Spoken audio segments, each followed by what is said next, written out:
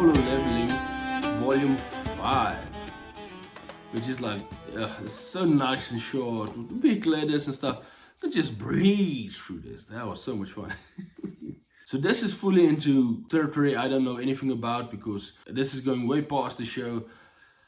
And I was like, ooh, my biggest question in the beginning was, without the images of the show in my head, will I still find it as compelling? Will I be able to form these images just from, because it's a very bare bones way that he tells the story, but he does give you enough information.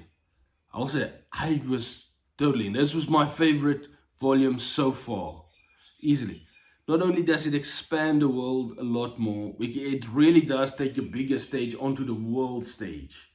Stuff, you see more stuff happening in other countries as well. What is really going on here, and what's really going on with Jinwoo, is fascinating.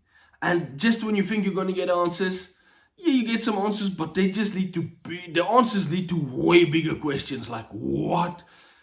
And then the major conflict in this one, the major set piece, action, extravaganza, blow up, whatever you're gonna call it, battles. I can't wait to see them animate that. It must be insane. Talk about the most OP character ever. But then they still find ways to make it for him a battle, which is just makes it crazy. And there's some revelations that, as I said, just lead to way more questions. But like, now I really want to know. And of course, since it says light novels, it leaves off on a giant cliffhanger, or no, it doesn't, not necessarily a cliffhanger. It sets up a major conflict that's about to start in the next volume. You're like, whoa, okay, yes, you are getting me to want to pick up the next volume as quickly as possible. That is brilliant.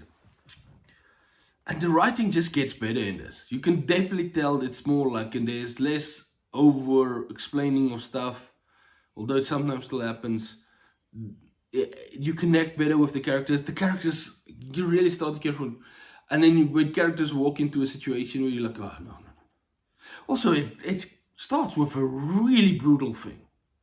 A really brutal thing that happens. And it really sets up how dangerous this world really is. For the actual world, for the real world as well. And then another thing like that, similar, even bigger scale, happens later on.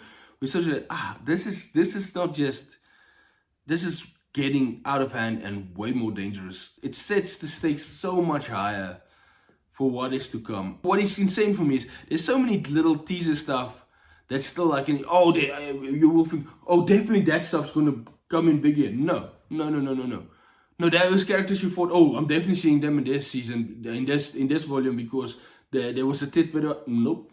No, you're not gonna see them. You're not gonna see them. Chuang really keeps the mystery of everything that goes on close. If you've been a fan until this point, this is not the point where you're gonna jump off. This is just gonna get you more into it, more excited, and it just makes me excited for the third season of Solo Leveling. Whenever we're gonna see that, I'm assuming next year. But then again, anime has their own way of just making